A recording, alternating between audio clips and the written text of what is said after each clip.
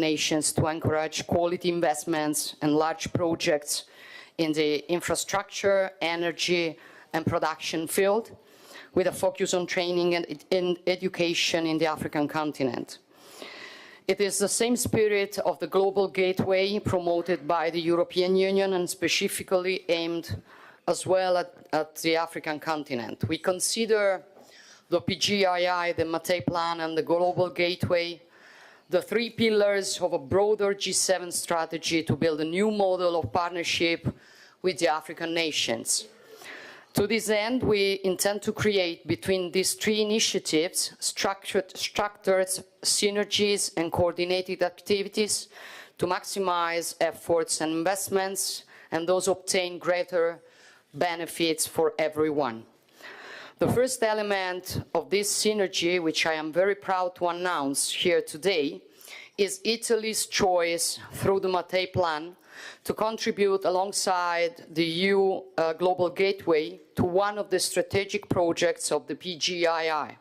I'm referring to the Lobito Corridor, the crucial infrastructure system which aims to connect Angola to Zambia through the Democratic Republic of Congo and to connect regional markets to global ones. Another significant step in our commitment is the decision to raise the strategic profile of the PGII through the establishment within the G7 of a secretariat capable to strengthening its implementation and better coordinating the partners. This is essential as collaboration and coordination are critical elements for the success of the interventions we are carrying out together with the African nations. I think of the excellent synergy that Italy has established with the United States in Kenya, one of the nations where two pilot projects in the renewable energy sector of the Mattei Plan, one for the development of biofuels, the other for the production of geothermal energy, are taking shape.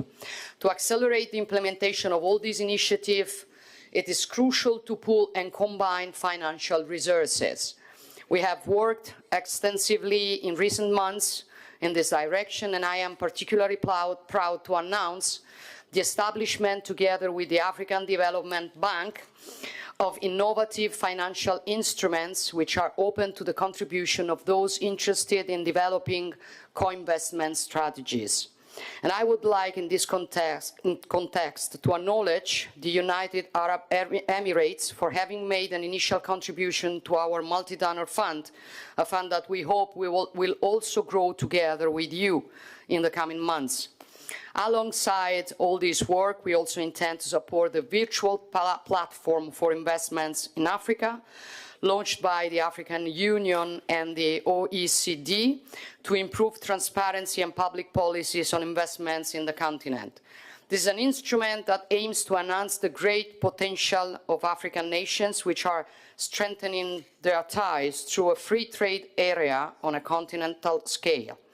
For too long, Africa has been misunderstood and exploited, looked down or from above, but Africa is instead a continent that can surprise if put in the conditions to take advantage of what is extraordinary about it. It is up to us to collaborate with African nations and to build with them new development opportunities with a peer-to-peer approach in order to grow together. We want to do it not through lectures and documents, but with facts, turning our intentions into building blocks, answers, and jobs. Here, my wish for each of us is that new synergies and new opportunities, but in particular concrete answers, may arise from this meeting. Now the word goes to the President of the United States, Joe Biden, whom I thank again. Thank you very much. Hello, everyone. You may have heard me say this before, but I think we stand at an inflection point in history. It occurs every 5 or 6, 7 generations. And the decisions I think we make now are going to determine the course of our future for the next 5 or 6 decades. And I truly believe the infrastructure we're building and the investments we're making through PGI are going to help set that course in a fundamentally stronger path than otherwise would be the case. Just look at the progress we made over the last year. The Lobito corridor in sub-Saharan Africa. We mobilized $3 billion for clean energy projects, which will bring clean electricity to 1.5 million families that had no access to it before. We've broken ground on a new data center in Ghana and announced another in Kenya. We're laying fiber optic cables to support secure and affordable, reliable connectivity. And we're developing the first railway line to extend from Angola to DRC, Zambia, to the Indian Ocean. I think this is a game changer. I really do. We've got a continent that's going to have over 2 billion of people very shortly. And it really is a game changer. We're already seeing goods that normally take up to 45 days of transport now taking only 40 hours. And think of the how transformative this is for trade, agribusiness, farming, food security as a whole. I want to thank the Prime Minister Maloney for partnering with us in the EU on this project. I also want to thank President Kishida, Prime Minister Kishida, I should say. I just demoted him. In April, we both came together with President Marcos to launch the Luzon Economic Corridor in the Philippines. It's happening in the Pacific as well. And already we mobilized capital for sectors that are critical to our future: clean energy, agriculture, semiconductors, and so much more. All told, I'm proud to announce the United States has mobilized more than $60 billion in investments around the world thus far. That's double where we were last year. Now we've still got a long way to go to close the infrastructure gap that holds too many countries back. But together, I think we're showing that democracies can deliver. This is an important moment to be able to do that. And when you focus on people, transparency, and high standards, on quality and sustainability, it doesn't inhibit investment, it attracts investment. I got criticized at home for asking when the federal government invests in something that discourage or encourage private sector to invest. 96% of people asked that encourages investment, not discourages investment. It attracts investment. And people around this table are proof of that, I would argue. That includes Mr. Fink. I call you Larry, I'm calling you Mr. Fink. But we go back a long way, BlackRock and Mr. Nadella of Microsoft, an outfit that we know well home. Today, BlackRock and other partners are committing to invest at least $4 billion toward infrastructure projects that align with our PGI priorities.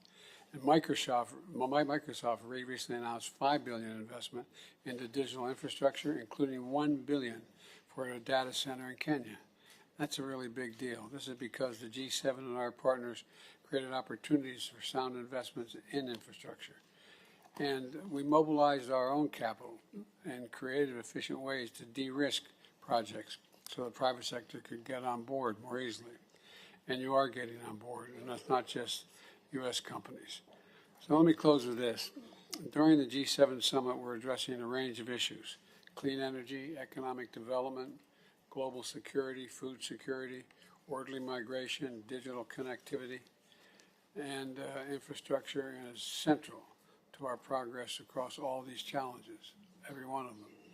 I remember when I introduced the infrastructure bill at home, they said we couldn't get it done. It was only $1.3 trillion, and we got it passed. And it's really having an impact on development at home, but this is bigger than that in a sense. We're talking about the world. So today, we began PGI's third year, and I would strongly hope we can keep up the momentum. Let's keep finding opportunities to invest in quality physical, digital, and energy infrastructure. Let's keep partnering with each other and the private sector, with the World Bank, with countries around the world to mobilize even more capital. To go from billions, we have to get to the trillions that are needed, and that's what's going to be needed to close this infrastructure gap. And at this inflection point, let's keep forging a better future together, because I'm confident we can do it. I know I get accused of being overly optimistic, but I am confident this could be a significant breakthrough. And I thank you again for your partnership, your leadership, And with that, Georgia, I turn back to you. Thank you very much, Joe. Now I give the floor to the Prime Minister of Japan, Fumio Kishida. Fumio. Thank you, and good afternoon, ladies and gentlemen. Prime Minister Meloni, President Biden, thank you very much for your leadership in organizing this event on PGII, focusing on Africa, which is extremely timely. Japan initiated TICAD 30 years ago, and more recently has been promoting cooperation under FOIP, Free and Open Indo-Pacific. Throughout the years, we have stood by Africa to support African-led growth.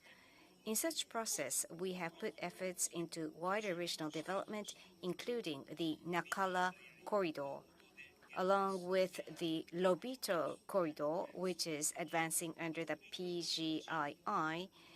The project shall enhance east-west connectivity of southern Africa, improve the investment climate, and become a catalyst to drive new growth. And as President Biden referred to previously, in April of this year, Japan, together with the United States, announced the development of the Luzon Economic Corridor in the Philippines under PGII. So PGII is expanding its coverage beyond Africa to Asia. As we have stated, we will make investments around the world, including in Africa, by mobilizing no less than $65 billion of infrastructure assistance and private capital over 5 years. In summer of next year, we are inviting leaders of African nations to TICAD 9, which will be hosted in Japan.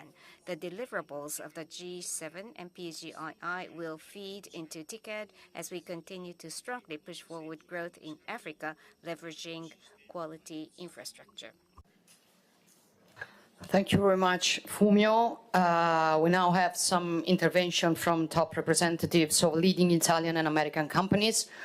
The private sector plays a leading role in the PGII, and so I'm happy to have you here. I give the floor immediately to the CEO of INI, Claudio Descalzi, reminding everyone that we are very late. Thank you, Claudio. And normally I'm very long, so for that reason I say that. So let me sincerely thank the Italian Prime Minister and the US President for this opportunity to speak about the effort to foster African socio-economic growth through the lens of the Mattei Plan and in connection with the PGII. The recent European energy crisis has renewed the interest around Africa, but Western companies have already been present in this continent for a long time. Energy has almost always been the reason, with hundreds of billions invested, without being able to generate an organic and structured development of the continent. This situation requires a paradigm shift with respect to what has been done in the past. Before investing and looking for commodities for our energy security, we must adopt a political vision capable of closing the gap, enabling Africa to become a partner playing an equal footing. It will not be an easy task. After more than a century of ineffective presence, we must regain credibility, not imposing our culture and investing only for our energy security, but expressing real interest for local needs and, above all, taking risks with and for them.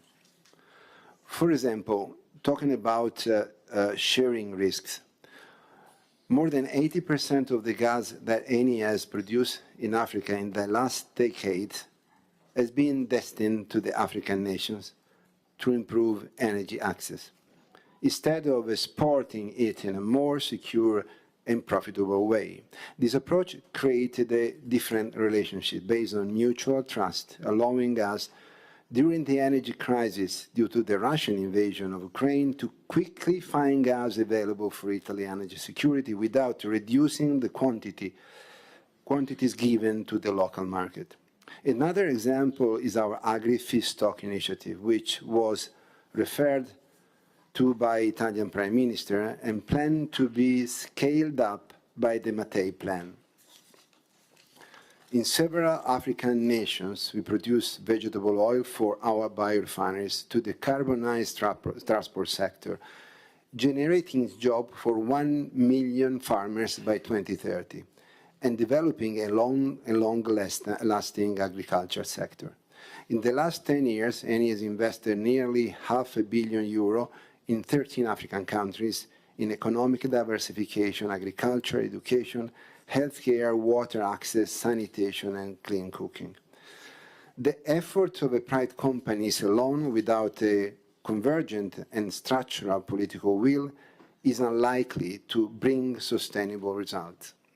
The Mattei Plan calls for a shared action among Africa, G7 members, and other involved stakeholders in the context of the PGII. This means working together with the same purpose and for the long term. This will change the situation for Africa and also for the entire world. I really think that Africa's future will determine our own future. Thank you. Thank you very much, Claudio. Now I would give the floor to the CEO of Enel, Flavio Cattaneo. Please. Thank you. Good evening to everybody. It's an honor to be here with you today. Let me introduce the Enel Group in a very nutshell in order to respect the 3 minutes speaking time. Enel is the world's largest private operator in renewable energy and the distribution sector with an international footprint. Indeed, we are present in 28 countries and 5 continents. This year, we have reached 82% of our production emission-free. This is important because it is a signal towards our way is directed. Enel is so part of the steering committee of Mattei Plan, the Italian government initiative focused on Africa, with synergies with the Partnership for Global Infrastructures and Investment, and with the EU Global Gateway, where Enel actively participates. In Morocco, South Africa, and Zambia, we have already invested about 2.5 billion in the renewable sector. We have also a pipeline of projects at different stages in other countries, such as Kenya, and we are looking for other sustainable opportunities through governmental missions. For us, Africa represents an opportunity. I want to explain better. It is an opportunity because Africa has a higher potential for renewable generation compared to Europe, given its abundance of renewable sources. Furthermore, the development of technology can help to increase the productivity of plants and consequently to reduce the price of power. This could open up for Africa the opportunity to export clean energy to Europe through a submarine cable between Tunisia and Italy, helping Africa to reduce its dependency for other countries. And at the same time, Europe could benefit from a decrease in energy prices and a diversification in suppliers. And Mattei Plan is exactly going in this direction. Of course, to transform the potential into a concrete opportunity, the right condition must be put in place. We also believe that Africa could be an attractive labor pool. But nowadays, we are facing some issues related to the lack of local specialized labor. For this reason, we have created in Morocco a Pan-Africa Center for Renewable Energy Training, and through the Rest for Africa Foundation, of which Enel is the main funding member, we support training programs and initiatives. We have also working on innovative projects such as a pilot one from the production of green hydrogen in Tunisia in partnership with Eni. I'd like to conclude saying that the presence of Enel and other big companies able to give their contribution to Africa also created local specialized expertise will help to create true partnership with African nations. Thank you. Thank you very much, Flavio. Now I want to welcome and give the floor to the CEO of Microsoft, Nardella, please.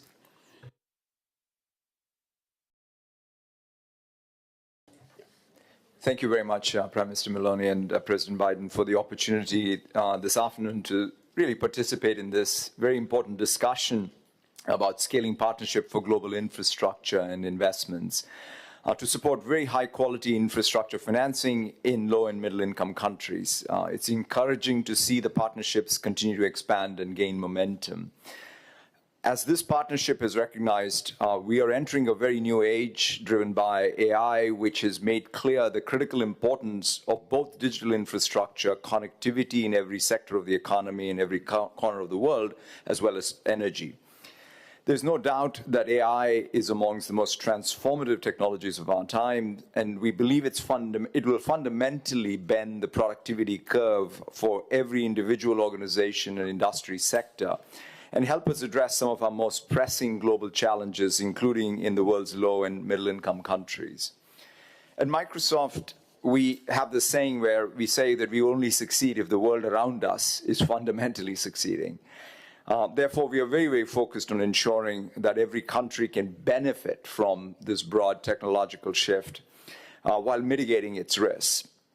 This presents a pretty unique opportunity to help address the economic development and societal priorities everywhere in the world, whether it's small businesses becoming more productive, whether it's the multinationals in every part of the world becoming more competitive globally, governments becoming more efficient, improving health outcomes and education outcomes. Over the past 3 months, for example, we have invested $5 billion in cloud and AI infrastructure in Indonesia, in Malaysia, in Thailand, as well as in Kenya, together with our partners G42 and the UAE.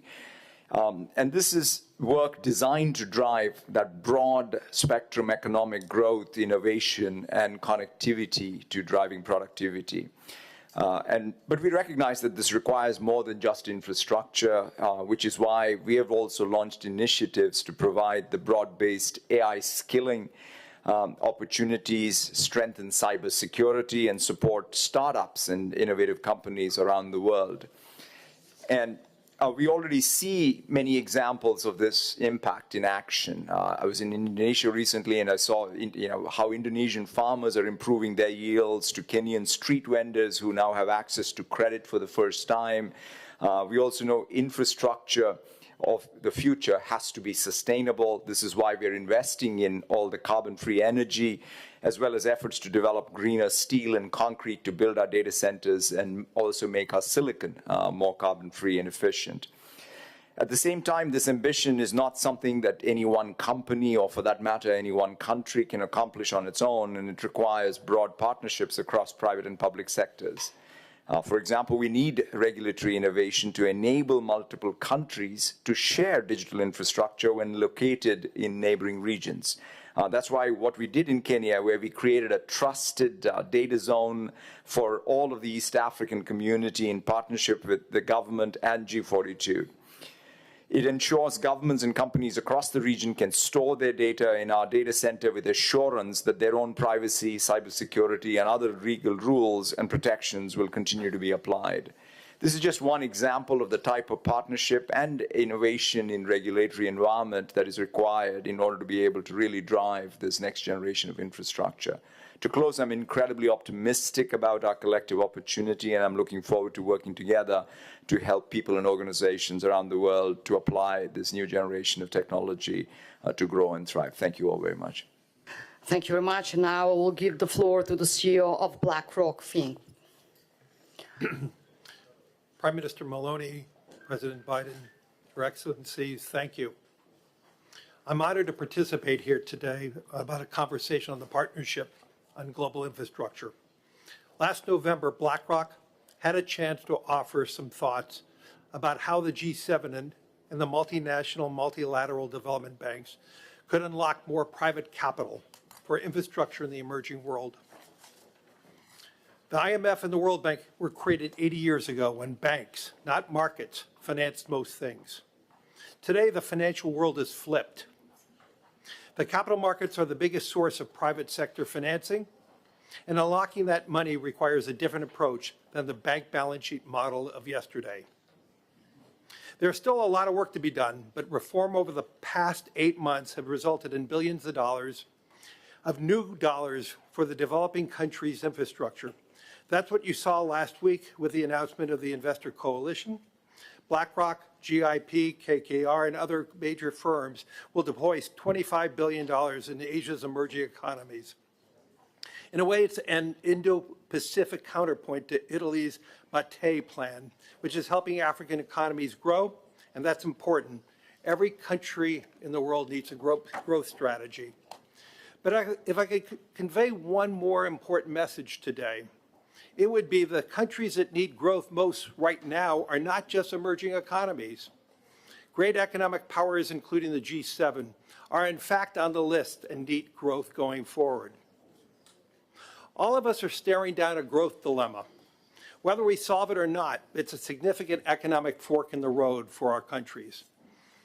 Today, the G7 average debt to GDP is 129%. No matter how much we tax, how much we cut or reduce that debt, it will not be enough. The only way we can achieve this future of growth is by truly growing out of it. But just growth is becoming more important because we need to be focusing on our fiscal health.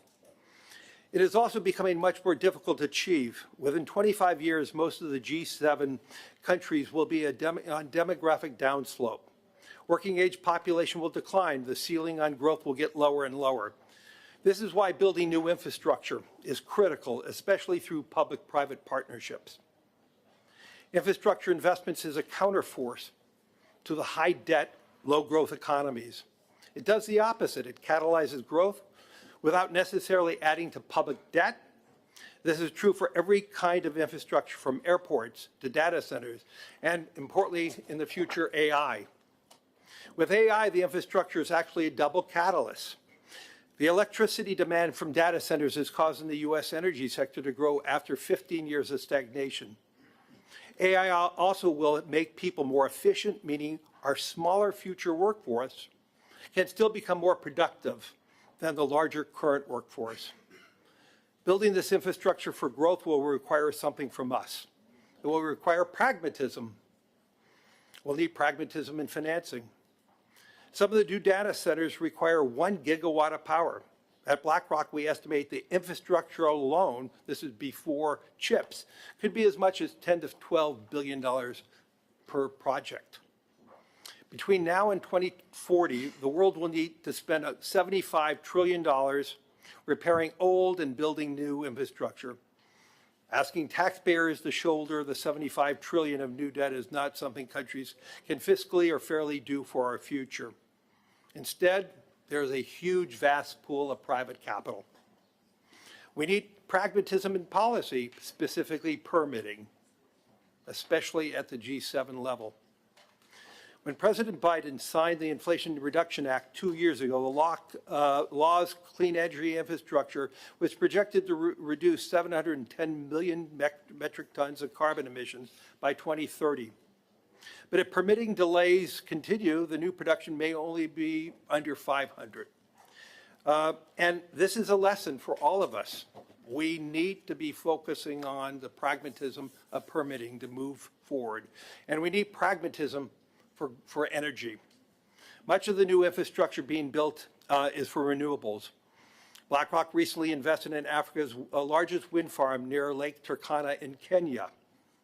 It is now supplying about 12% of Kenya's electricity. But without advances in storage, wind, and solar, we are not going to be able to provide constant, reliable flow of electricity. The world can't function without that. So with data centers at the bedrock of a digital economy, and I've seen more than half of the electricity may have to come from dispatchable sources like nuclear, natural gas, or hydro. Otherwise, data centers will not be complete with just wind and solar. The world has many challenges, but my gosh, I am more optimistic than ever we're going to be able to achieve them. We have to talk about them, and we have to be pragmatic. And I'm here to just talk about that logic We need to be growing by building infrastructure. We can build infrastructure by unlocking private investments. We can unlock private investments by being pragmatic about permitting and energy policies. And I could promise you, we will be your partner. So thank you. Thank you very much. Now I'm just saying we need you. we need you. Now I'll give the floor to the CEO of Cassa Depositi e Prestiti, Dario Scannapiego. Dario. Many thanks, Prime Minister. It's really an honor to be here and represent Cassa Depositi e Prestiti. Africa's population, the youngest globally, is projected to grow by 70% and reach 2.5 billion by 2050. At present, local job creation cannot keep pace with the rising workforce, while security and climate challenges are contributing to ever-increasing displacement both within and outside the continent. Still, Africa remains a continent of unexploited potential growth and opportunities. In this context, promoting long-term partnerships that are based on equal footing and are fully committed to local needs represents to us the only way to support African countries. And this was exactly the spirit of Enrico Mattei, the founder of ENI, who has inspired the new Mattei Plan for Africa by the Italian government. Now, the investment needed to tackle climate and social challenges in Africa require a systemic approach through a combination of three elements.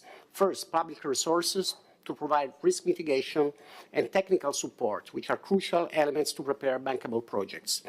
Then financial contribution and on-the-ground knowledge by multilateral and bilateral development finance institutions to create an enabling environment for investment and really a greater and deeper involvement of the private sector. We also need to coordinate and cooperate more openly among DFIs and with local promoters to build and share, pragmatically, I would say, concrete project pipelines. And it is also key to support the development of sound local financial systems. Cassa Depositi e Prestiti is rapidly increasing its operation in developing countries. We have been doing so thanks to our considerable firepower and a diversified toolbox. We have around 10 billion euro of public resources that we manage in this area, including one of the biggest European instruments for climate finance, which is the 4.4 billion Italian Climate Fund. And our main focus is Africa, with the aim, again, of supporting the Mattei Plan. We are currently reinforcing our cooperation with local partners, such as the African Development Bank, with whom we are structuring 4 flagship initiatives that will mobilize up to 500 million euro from the Italian cooperation system, promoting high-impact projects in Africa. And I thank President Adesina for the wonderful cooperation. In the context of the Italian G7 presidency, Cassa Depositi e Prestiti has also been collaborating with peer institutions to support the Partnership for Global Infrastructure and Investments. We are chairing the expert group tasked with developing solutions for a more effective mobilization of PGII investments, particularly in Africa, and with defining a pipeline of projects in which G7 DFIs can potentially invest together. In the coming month, our expert group will deliver the 2024 Joint Action Proposal, which will focus on country-based programs. In the meantime, we have been working to support the existing PGII flagship initiatives, amongst them, as mentioned by Prime Minister Meloni, the Lobito Infrastructure Corridor, where the Italian intervention aims at providing both equity and debt financing to the main sponsors and lenders of the project for a total amount of around $320 million, and is also in cooperation with SACE. To conclude, Cassa Depositi e Prestiti feels a profound responsibility. As a development finance institution, we know that our role in fostering investments in developing countries in cooperation with our peers can make the difference. As Italians, we feel it's our duty, for historical and cultural reasons, to work hand in hand with partners in the Global South for common prosperity. Many thanks. Thank you very much, Dario. Now, the CEO of SACE, Ricci, you have the floor. Thank you very much, and thank you, Prime Minister. Thank you, Mr. President. What I would like to say is how SACE can promote and support the global infrastructure investment in Africa together with the Piano Mattei. We would like to start from saying that, talking about Africa, what we have done in the past, so far we have supported 30 billion of projects in Africa. And from the inception of the Piano Mattei, we have increased by supporting 5 billion projects in Africa. So in the latest 18 months, we have supported 5 billion projects in Africa. And we have other pipeline we are following for the time being. But let me say, how do we do that? We have started by being local, because if you are not local, you cannot support projects in Africa. And we have opened so far 3 branches. One is in Johannesburg, one is in Nairobi through our participation in the African Trade Insurance Company, and the other one is in Cairo, and we are about to open a 4th in Rabat in Morocco. And we are working together with all the institutions, with Cassa Depositi e Prestiti and all the other financial institutions to support other projects. For the time being, we are working on the Lobito projects, Darius Canapiero has said, and on other transactions whereby we are trying on one side to put in contact Italian companies with local companies, because for us it's very important that there is a development just in case there is a development of the local society. Finally, I wish to say that based also on our experience in terms of supporting infrastructure projects, that's to mention some of the projects we have so far supported. We have supported, for example, hospitals, we have supported smart cities, we have supported hydro projects. We wish to say that we want to give and to support and use our capabilities to foster more the development of Africa. Thank you. Thank you very much. I would like now to give the floor to the President of the European Commission, Ursula von der Leyen. Ursula, the floor is yours. Thank you very much, dear Georgia, Prime Minister Meloni and President Biden. So I recall very well that it has been 2 years since we started this initiative, and it was in the wake of the pandemic.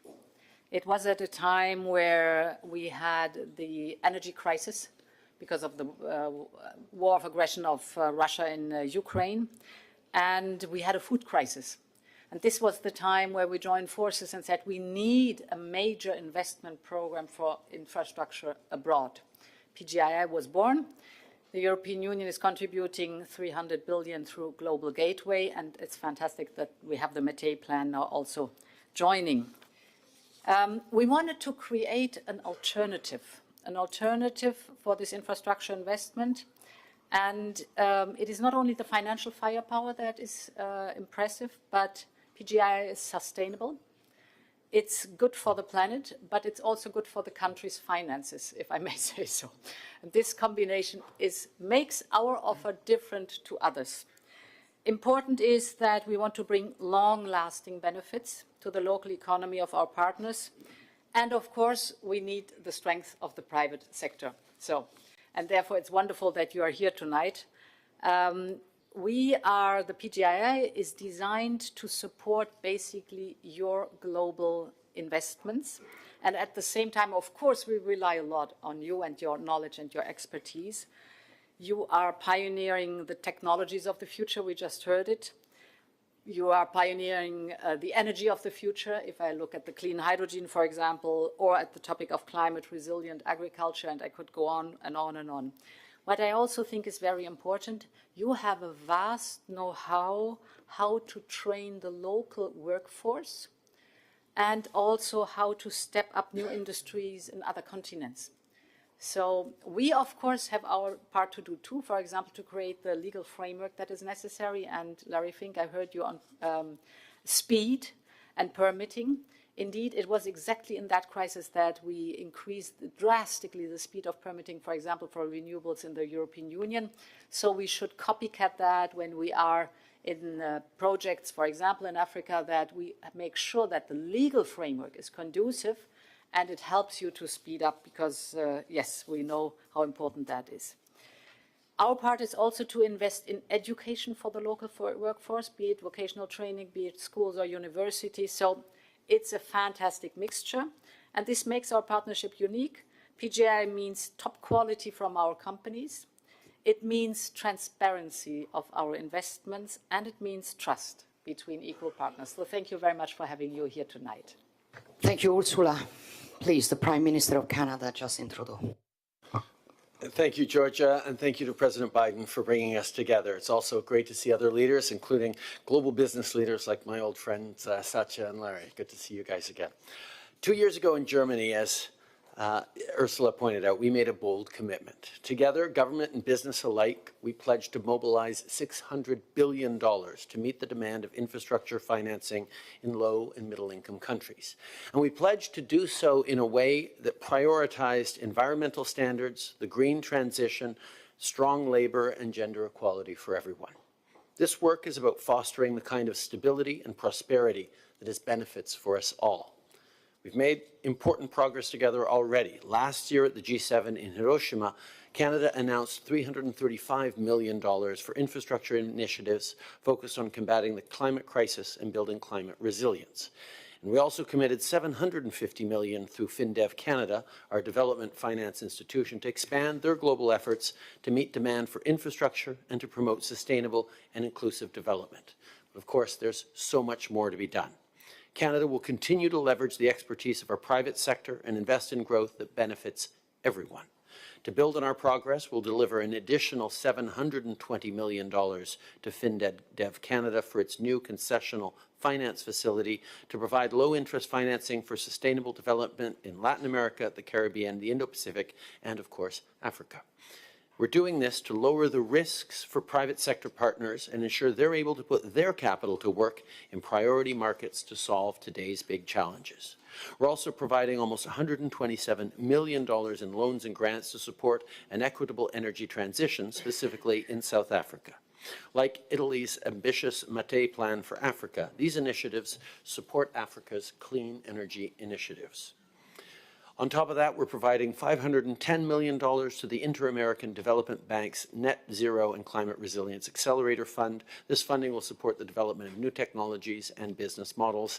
It'll also help communities throughout Latin America and the Caribbean adapt to the effects of climate change. And finally, we're providing $45 million to the Private Insurance Development Group, which provides financing for sustainable infrastructure in African and Asian countries. There is, of course, lots more to do, but Canada will be there as a partner as we invest together to build a better world for everyone. Merci beaucoup, mes amis. Thank you very much, Justin. I want to welcome also the presence of some multilateral development banks. So I would like to give the floor to the president of the World Bank, Banga. Thank you very much. We're here, I hope I'm not making you speechless, but we're here discussing jobs for Africa and economic development. So I'm going to talk about two things. The first is the strategy the bank is pursuing on creating jobs in Africa. There are 5 pillars. The first pillar is electricity. 600 million Africans do not have electricity. We have committed to connect 300 million by 2030, 250 with us, 50 with my partner, Akin. That is going to cost $30 billion from IDA as well as the private sector. Second, infrastructure. Africa is a very poor participator in trade. The principal reason is it's impossible to move things around, and their value-added infrastructure is very poor. We're very focused on building rails, roads, bridges, agricultural warehouses. Third, healthcare, not only for the people of Africa, but the jobs it will create in providing the healthcare. We're going to connect 1.5 billion people around the world, of which about 700 million will be in Africa, to primary healthcare with Japan's help by 2030. Fourth, agribusiness. Africa can produce food for the world. Africa has water, but Africa has no irrigation. 6% of Africa is irrigated, 37% of Asia is irrigated. Africa has much less fertilizer use, 1/3 the output per acre than other areas. We can change that. It's possible to do so with focus. And finally, tourism. Those 5 areas are all focused on jobs. 450 million Africans will come eligible for jobs by 2030. Currently, Africa is on a pathway to generate 125 million jobs. Forecasts are not destiny. We can change it, and the idea is to make a difference. Second is the private sector. We've created a private sector lab. Larry is a part of that lab. We have many recommendations, but the 2 that matter today. The first one has to do with regulatory policy, and Larry talked about pragmatism. In the case of electricity in Africa, the first thing we're doing is 10 countries. We're making a list or which regulatory policy needs to change to enable the private sector to feel confident that their money is best invested in that country as compared to another one. That work is beginning. Second is the issue of guarantees. The private sector wanted de-risking. We have launched a guarantee platform on the 1st of July. It will treble the volume of guarantees that the World Bank offers. That's the two tangible things we're on. So 300 billion people connected to electricity between us, 30 billion of investment there, private sector enablement. Those are the two big tasks we're into. That's why I'm happy to be here. I think PGII, I think the Gateway, I think the Material Plan, and I think RISE, which didn't get mentioned, but RISE is critical to change the use of minerals out of Africa, not as a mineral to be exported, but as value-added manufacturing on the ground in Africa. Again, something we're exporting. So thank you for the opportunity. I'm glad to have a chance to do this job. I told you earlier, I wake up every morning. It's a privilege to be a part of this. Thank you. Thank you very much, President Banga. Now the President of the African Development Bank, Adesina, you have the floor. Thank you very much, Prime Minister Meloni, President Biden, my dear brother and friend, Prime Minister Trudeau, Prime Minister Kishida, Your Excellencies. I wish to first and foremost thank you for inviting me to this G7 summit. As I sit around here at this table, I am the happiest man around here because we're talking about Africa. And so I'm like, bring it on. President Biden just told Larry, we need you. So I need all of you. So I'm kind of really excited about that. Well, that's because Africa's infrastructure gap is significant. It's $68 to $108 billion a year. The African Development Bank is the largest financier of infrastructure in Africa outside of China. We invested more than $50 billion in infrastructure that goes into rail ports, airports, digital infrastructure, and the list goes on. We supported the Nakala corridor and the Berea corridor that the Prime Minister Kishida was talking about, but also what Larry was talking about in Kenya, the Turkana Lake Turkana project. The Kasungila Bridge today that links Zambia, Botswana, and Namibia was funded by the bank. We funded with $1 billion the 1,100-kilometer road that links Ethiopia all the way to Nairobi or to Mombasa. And that has increased trade between both countries by 400%. That's the power of infrastructure. And I think that's why I really applaud what the G7 is doing, both President Biden, Prime Minister Meloni, with your work on the Material Plan for Africa and the PGII that President Biden has been leading us on. We are also partnering with the U.S. Amos is over there. President Biden, I work very closely with him on the corridor, which is Lobito corridor, Angola, Zambia, and DRC. We're going to put in $500 million on the Zambia part to make that corridor work. We are also financing that corridor, which is Tanzania, DRC, to Burundi, which is $3.2 billion for rail corridor that we are supporting. And we have several other things. But I think the issue is how do we get bankable projects? Because the lack of enough bankable projects is often the limiting factor. We have an infrastructure project preparation facility, which is called NEPAD, Project Infrastructure Preparation Facility. It's $126 million, but guess what? We use it to mobilize more than $26 billion downstream of investments. So you're talking of a ratio of 1 to 200. So that kind of facility is very much needed. I also want to thank the G7 for your support for the Alliance for Green Infrastructure in Africa. Thank you, Prime Minister Meloni. Thank you for putting that at the top of the agenda in the ministerial and the Central Bank's meeting. But also thank all of the G7 for your contribution of $150 million towards that, because AGIA will help us on net zero transition. And I want to particularly also thank my brother Dario Pierco of CDP for your great work and support for us on AGIA. Let me also say that risk, I think Larry was very right, and so is also Ajay. Risk is very important. So we deploy a whole series of instruments, partial risk guarantees, partial credit guarantees.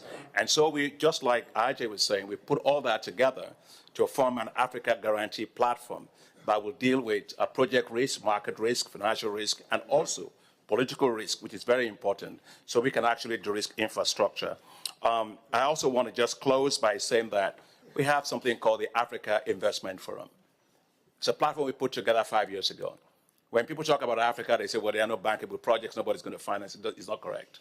You know, we put it together, and in 5 years, we've been able to mobilize more than $180 billion of investment interest to Africa in various parts of infrastructure. So we do know that Africa is not as risky as people say. In fact, Moody's Analytics did a 14-year accumulated study, and they found that in terms of default rate on infrastructure, Africa has the lowest 1.9%. Compared to the rest of the world. So it's not as risky as that. So being around this table, I like anything Baobab. I'm very happy to be surrounded by a lot of leaders and also a lot of people who want to put money into Africa. I am the happiest person here today, and thank you for making my day a great day. Thank you very much. Thank you very much, President Adesina. And now the Chancellor Scholz came just in time, so the floor is yours. This is how our industry works. Thank you for convening us on the G7 Partnership for Global Infrastructure and Investment. And let me congratulate Georgia on the Mattei Plan, which is a very promising initiative and will no doubt generate positive outcomes. When we launched PGII at the Elmo G7 Summit 2 years ago, we pledged to make our partners from the Global South a better offer on their infrastructure needs, and to within 5 years mobilize $600 billion in public and private investment to this end. We have to deliver. I think this is the promise, and we will stick to that. Let me highlight 3 points.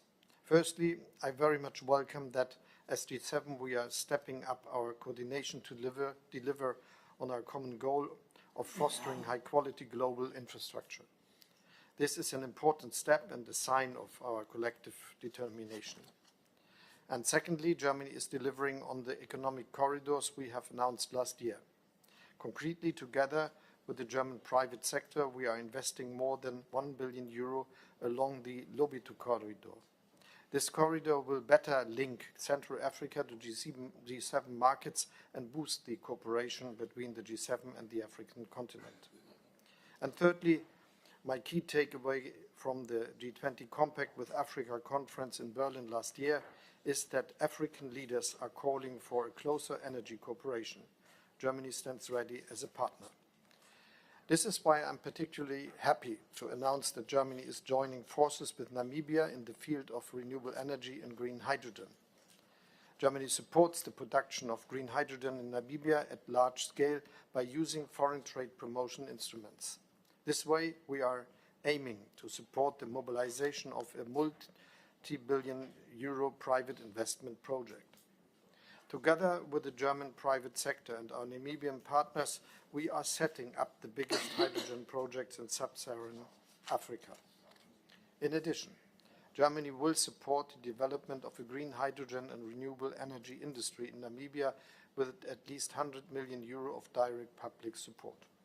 In Elmo, we made a strong pledge on global infrastructure. Today, I can declare that we are delivering. Thank you. Thank you very much, Olaf, and thank you all for this very important moment that we had in the Italian Leaders Summit, the presidency of the G7. I think it was very precious to have you all here. For what came out in this important moment were basically 2 things. The first one is that all of us, we understand that Africa is not looking for charity. They ask for the possibility to compete on an equal footing. And you cannot do that if you don't have infrastructures. So we understand it, and we know it is the priority we have to work on. The second thing we understand is that the governments cannot do it alone, the private sector cannot do it alone, the multilateral development banks cannot do it alone, but we can do it all together. So it's very important that we show with this event that we want to transform our commitments in building blocks. So we want to be concrete. Thank you very much for this meeting, and thank you very much for the work we will do together. And good evening.